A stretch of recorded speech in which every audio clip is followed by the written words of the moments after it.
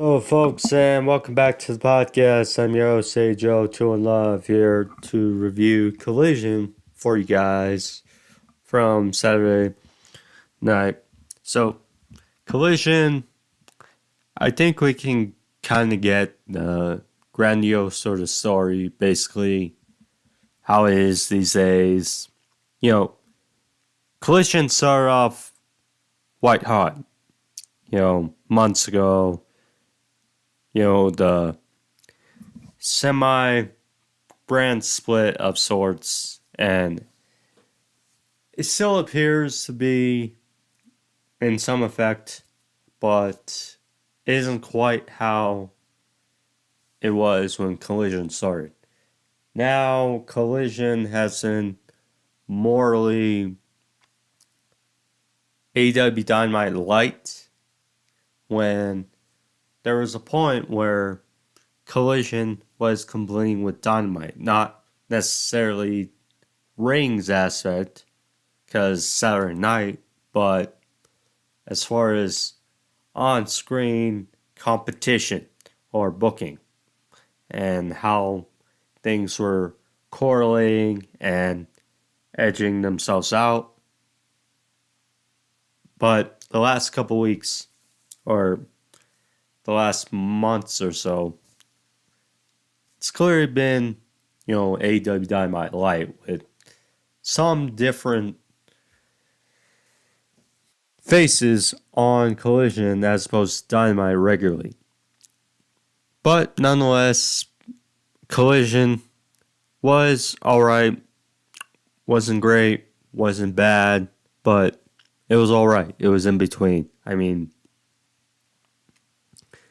we got the Cope Open, which I'm alright with, because we're seeing Adam Copeland mix up with some of these young guys the last couple weeks.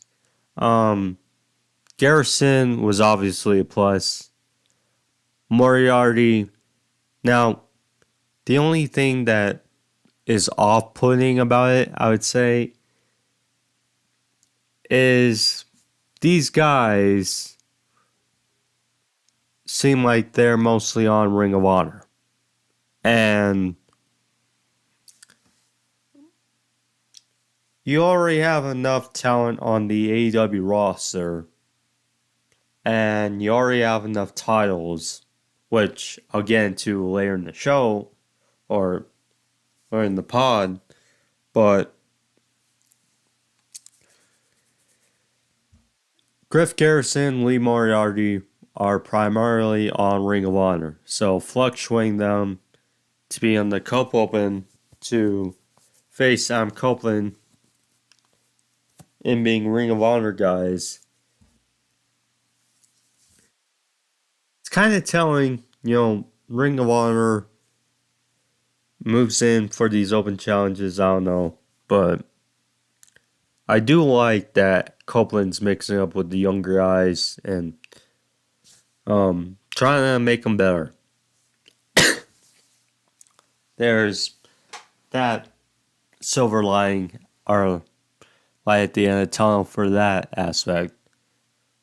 We did get a solid main event between House of Black, FTR, and Daniel Garcia. I have not watched Battle of the Belts. I was watching football, at the time, and then I rewatched Collision because I recorded it, but nonetheless, I will probably tune in to Battle of the Belts later, but see if it was any good. But overall, Collision was alright. But anyways, guys, for this Collision review, subscribe if you guys are new. And then, of course, that like button, which, again, we've profound at the end of the show. So, nonetheless, thank you guys. And let's get started with that little monologue out of the way. And get this review going. So, Collision start off with the Cope Open. So, pretty much. So, Adam Copeland was out there. He asked for another challenge in the Cope Open. And talked about the Griff Garrison battle last week, but out comes Shane Taylor and Lee Moriarty. Now, there's good and the bad. I mentioned the part of both. Now, which again, Shane Taylor promotions on Ring of Honor, Lee Moriarty. The reception was not great, I would say. You know, it's funny how we had the firm a while back, like a year and a half ago, and it seemed like it was going to be this big thing. You know, with Big Bill, the Guns, you know, Lee Moriarty, and Ethan Page, run by Stokely Hathaway, and then look where all these guys abruptly ended up. You know, Lee Moriarty's on Ring of Honor. Yes, he's still young, still has room to grow. Ethan Page, barely seen him. Again, Ring of Honor. The Guns are probably Bullet Club Gold, but, you know, barely seen. And speaking of Ring of Honor, I'll touch up on that in a little while. And then Big Bill is one half of the AEW World Tag Team Champions, but I digress. So, it's out there with Copeland. Lee put up a good fight in this match. Took it to Copeland, but overall, you know, knew who was winning. And it is different, you know, seeing Copeland use a different way to win a match, you know, this like modified crossface. We saw it against Griff, and now we've seen it against Lee Moriarty, but this is good. So, Moriarty talked about being the best technical wrestler, and, you know, he got Copeland the Motor City Stretch, also known for Johnny Gargano as the Gargano Escape, but ultimately Copeland got to the ropes. Copeland used power here. Avalanche Fallaway Slam. Shane Taylor on the outside provided a distraction. Copeland took him out with a big spear on the outside. Shane Taylor sold it beautifully. Lee fought back in, or hit a dive on the outside. Again, Motor City Stretch again, but Copeland fought out. Copeland then used it with a big boot, followed with a backbreaker, and then a crossface with the arm locked in. And Lee Moriarty tapped out. So, 2-0 Cope Open for Copeland. Saying he's still coming for Christian Cage's scrawny ass. So, we'll see. And we did see Christian Cage a bit later in the show, which kind of made you chuckle, but yeah.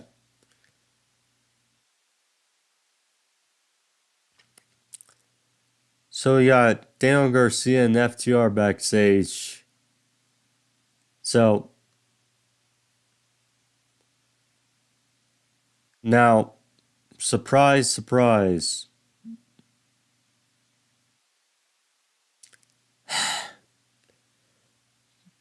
The can they coexist kind of feel. You know, yeah. The can they coexist overall. Simple stuff. They talked about the match later in the show, but yeah, simple as that.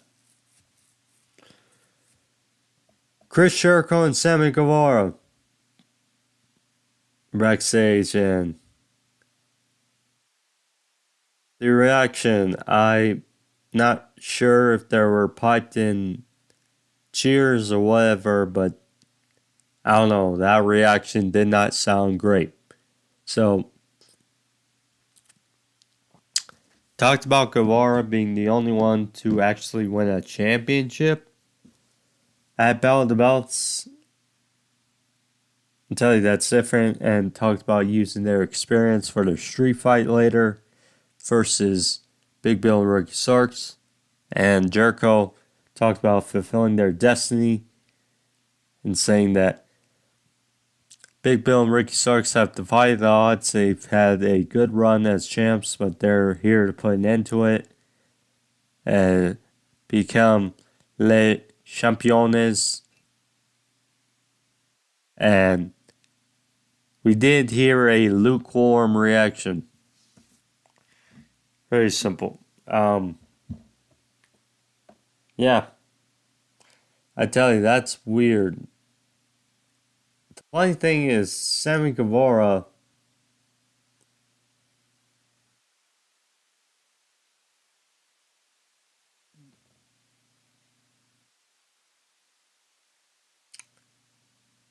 and funny thing about that is for the interim TNT Championship, because, Cody got COVID. I was supposed to be Cody versus Sammy. But instead it was Sammy versus Dustin. Which then led to that ladder match, which was great, but yeah. Lance Archer and the Righteous versus the Mogul MC for the Ring of Honor 6-man Tag Team Championships. I mentioned the other day about Lance Archer on Dynamite Review. Love Lance Archer, and it sucks whenever you see him because you know that they're not going to do anything with him. Really. And I thought if there was a time for them to do something with him again, it'd be here. Him and the Righteous winning the 6-man tag team titles. And they lost to Mogul Embassy. This match was solid, but, credit to Dutch. Dutch is a big guy, but he's very agile as well as Brian Cage. Tony Leona, that back and forth, that was fun. But yeah, Dutch hit a tope over the top. Powerbomb headbutt combination by Vincent Dutch for a near fall. There was a big double face plant by Gates of Agony for 2. Then a big slam by Khan. Vincent tried to counter with a jackknife cover, but Only got 2. Khan hit a modified pedigree, it looked like, on Vincent for the win. So there you go. Solid match, but yeah, as Archer was being held back. So afterwards, Prince Nana got on the mic and talked about them being the best group in AEW. And said that since they're so giving, invited Bullet Club Gold, the Bang Bang Gang, to a challenge for the Ring of Honor 6-man titles for Dynamite. Yep. So, you cannot stress it enough. The Ring of Honor titles, and here's the thing. AEW has trio titles. The Acclaimed are trying to form a faction with Bullet Club Gold. So, I mean, first of all, why go for Ring of Honor tag team titles? I mean, they just... Look, I appreciate what Tony's trying to do, trying to gain traction for Ring of Honor these days, but to not even be on its own network and to push the titles on AEW TV isn't working that well. So that's my easy approach to say that it's not great. And I don't want to be ranting about it because I don't want to sound stressy on this. But you get the point here. Preston Vance, he was backstage being asked about his match with Orange Cassidy for the international title on Battle of the Belts, which, by the way, it's different. Preston Vance gets the pinfall victory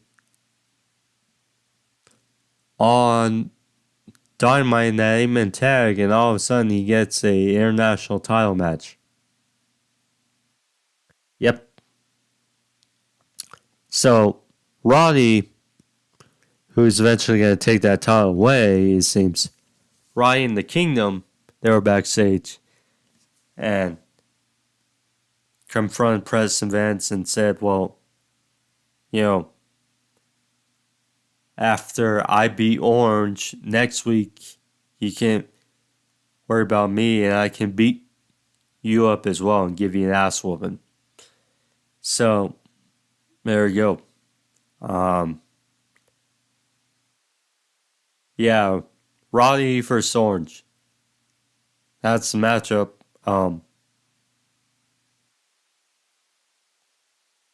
Like I said on Dynamite, I'd be lying if I said I didn't miss. And I think people agree. People don't miss Roddy in that wheelchair with the neck brace. You know, trying to feign or play up this neck issue. Yeah. Trying to be funny.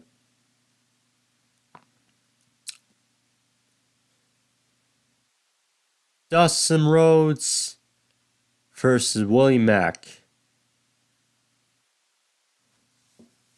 when you first see the lineup for this match, you're like, why? And they try to make sense of it later in the show, which I'll get into. So, solid match, both can still work very well. Willie Mack, not sure how old he is, but he's younger than Dustin. And we know he's really good. Dustin, he's not who he was, but he can still provide a solid match. So, Mack, great deal of athleticism for a big guy like him. He had a standing moonsault for a near fall. Then, big guy went up high for a frog splash, but he missed it. Dustin hit a destroyer fall with a whiplash power slam for a near fall. Then later to get the finish, Dustin hit a crossroads.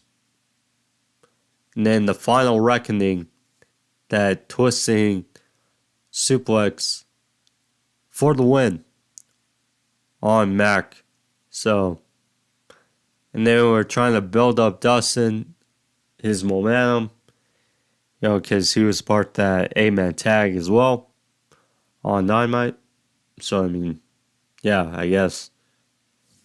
So, can't tell if I got mosquitoes or something, but I feel like I'm getting hit or something. So then we go to Bullet Club Gold and their response. So, now the other thing too, and I think sucks, but Juice Robinson being hurt with that back injury definitely sucked, because Bullet Club Gold, well, now they're just a trio. And, Juice Robinson is such a character in itself. I'm sure there were plans for Juice and the Guns to be trios champions, and for JY to go on this great trios run, but it's been much different the last number of weeks. So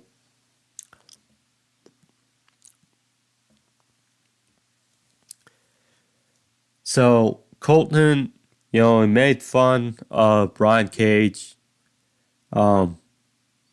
Austin was mocking the dance of Prince Nana. And then JY is like, okay. Well, you want to shoot your shot? Well, too bad, because next week won't leave you guys defeated and take those titles from you and leave Dynamite with gold. And Austin said, if you're not down with that, we got two words for you: guns up. Match was made for Dynamite. I've said my piece about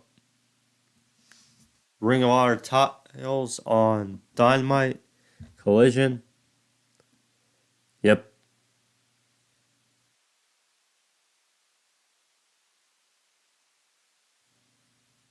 Dustin Rhodes, and so what would it lead to? So Dustin was backstage and he was confronted by Christian Cage, the Waynes, and Killswitch, aka Luchasaurus. Which, by the way, Shayna Wayne is killing it in this role. I mean, she had the glasses on.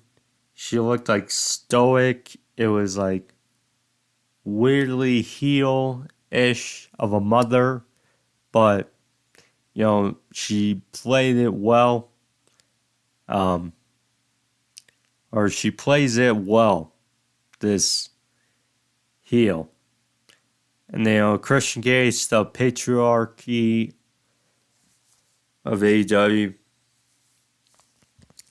And you also knew this wasn't going to go well for Dustin. So,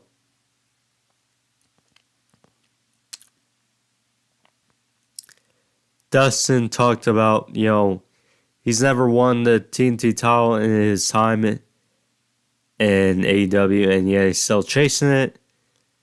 So he said, if you have the balls, you'll put up that title of me next week. So, Christian Cage then said, that's a pretty lofty dream of yours, Dustin. And it'd even be a bigger dream if your father was alive to see it. So then you knew Christian Cage, and fathers are not safe with Christian Cage. So, obviously, Dustin was animated and said, you better watch the depth in your voice. And Christian was like, oh, really? Well, everyone around here knows that your father was a legend, but I don't hear anyone say that about you. Dustin said there is a storm coming for you. He left, and Christian Cage smirked. And match was made for Dynamite. Christian Cage versus Dustin for the TNT Championship. Should be a good TV match, but, Dustin, he's part of the 8-man tag. Beats Willie Mack. Now he has a TNT title shot.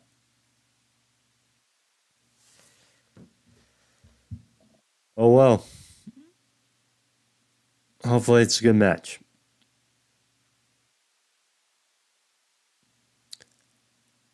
Deonna Purazzo, or actually, jumping ahead, my bad. Hangman Page versus J.D. Drake. So, solid match. J.D. Drake, he's good, but, part of these matches as well, I feel like enhancement matches for a good point, because, again, J.D. Drake, mostly on Ring of Honor. Yeah. But quality match with Hangman. Hangman was good here. So he went for a moonsault off the top, but caught. I'm not sure if JD was supposed to catch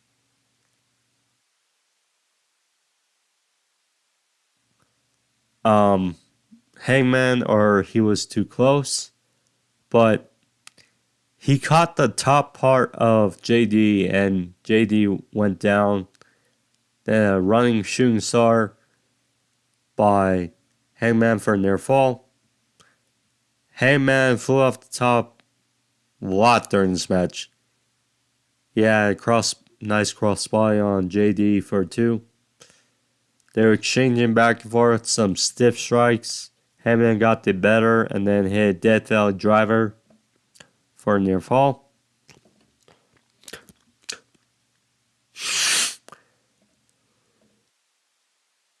Towards the end of the match, then JD had the biggest momentum of the match. He had big belly to belly, followed a rolling cannonball to the corner. Went for a moonsault, but missed. Which, again, big guy like J.D. Drake going for a moonsault. That's credit there. So, Anthony Henry, or Spartan's name. Yeah, Anthony Henry. So, tried to attack Hangman when he was going for a buckshot, but Hangman fought out, took Henry out with a moonsault, back on the apron, buckshot lariat on J.D. Drake, 1, 2, 3. Hangman gets the victory, and a good fought match. Yeah. On my review, expect Hangman for Swerve for Samoa Joe at Revolution for the AEW World Title. And I think second that plan. I think we can say. What is with this camera now? Okay, now it's blurry. Okay.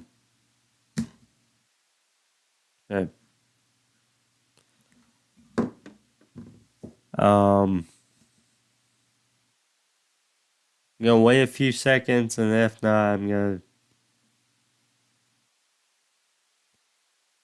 pause and then go back.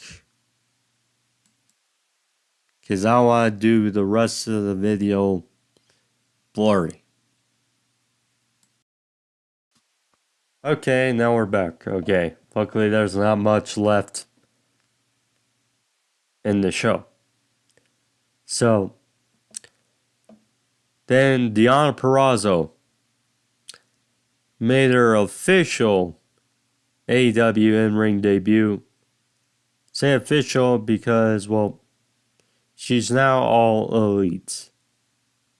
If that makes sense. So, she fought against Red Velvet this match here.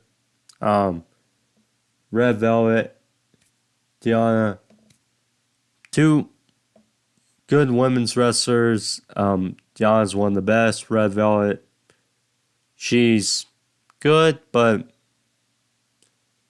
she has a little bit of growth, so it gets better. Deonna, she locked in I'm not sure, it looked like a almost butterfly hold. It was like a double arm lock. And Red Velvet verbally gave up, and there was that.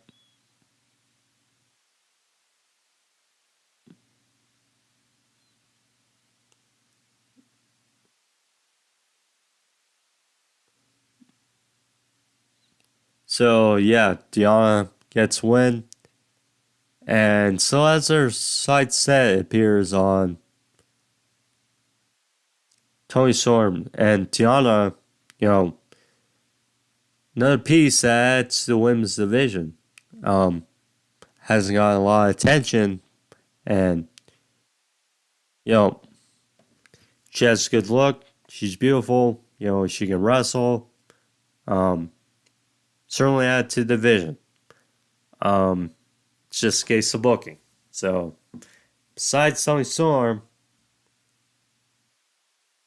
AEW with the women's division has sucked, really. So, Hook. So we know Hook is gonna fight Samoa Joe for the AEW World Title on Dynamite, which is gonna lose, but nonetheless, he was backstage and it's like, oh, Hook's gonna wrestle. So all of a sudden, so Hook was out there. Good reaction. I already said my 2 cents about that Tony Khan stuff about Hook and Jinder Mahal. So Hook was out there, I believe, against VGK or someone, but nonetheless, this is pretty academic, although the guy had a great look. Big guy, but nonetheless, big suplex by Hook. big throw, walked in red rum.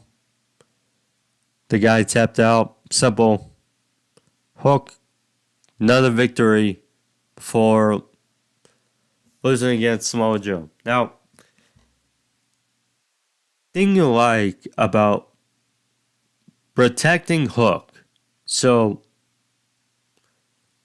Hook's loss came to Jack Perry. And as far as singles, loss was to Jack Perry. And that was, a not a clean loss at Blood and Guts in the summer, which,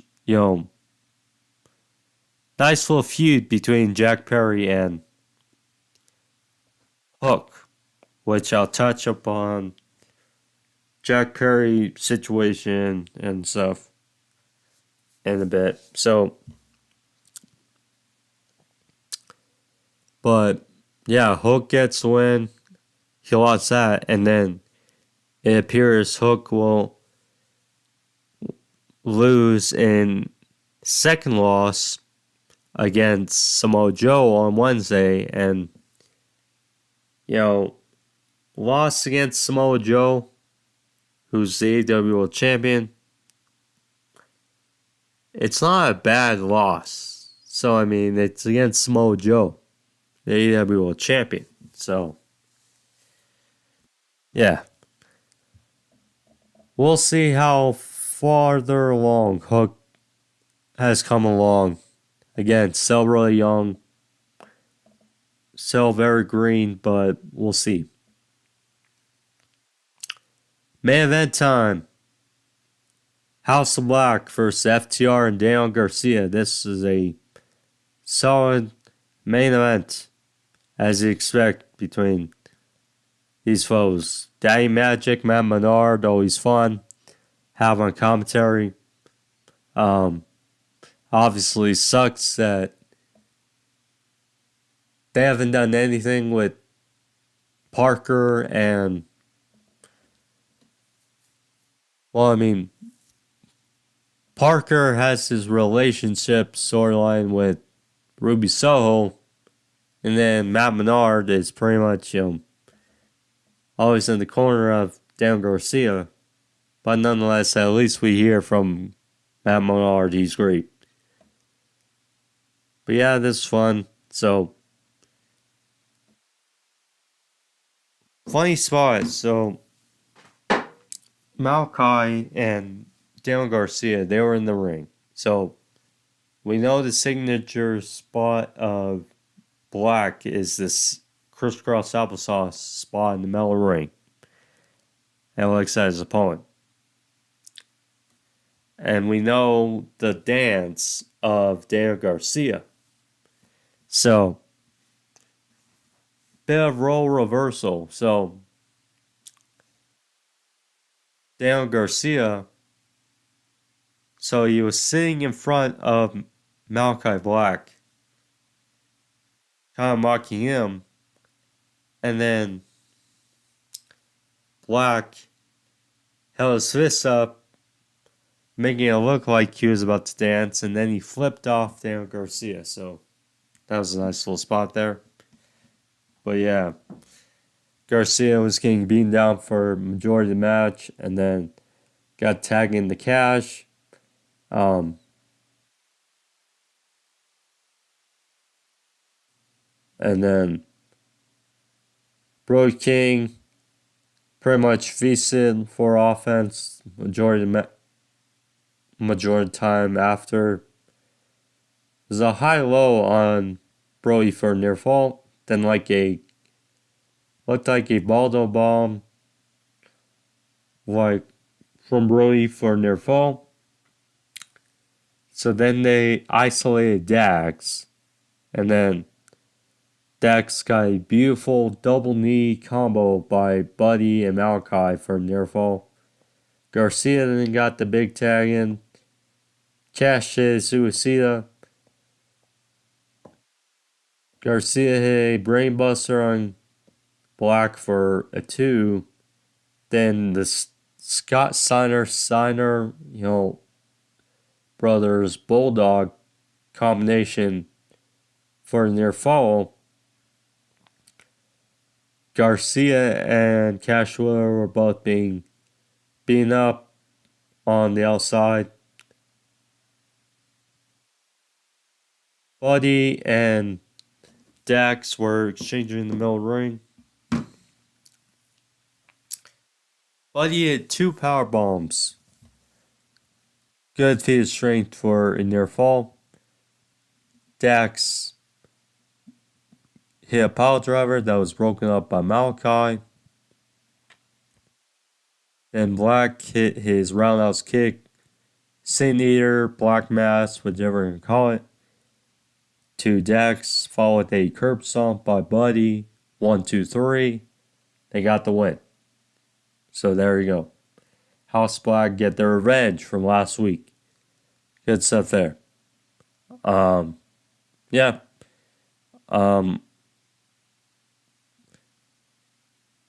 Could see. I would love to see House of Black feud with the Blackpool Combat Club. I would love to see that. I think we all would. Because there's plenty of epic matches to make.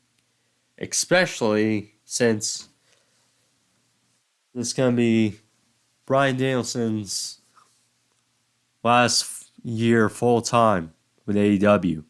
Or full-time in pro wrestling.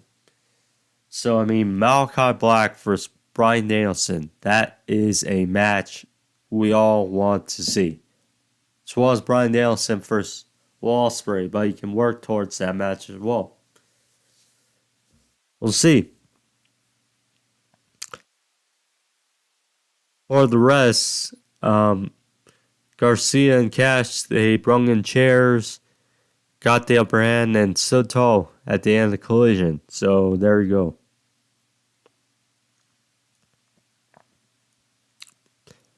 So that was Collision. Now, quick thing, because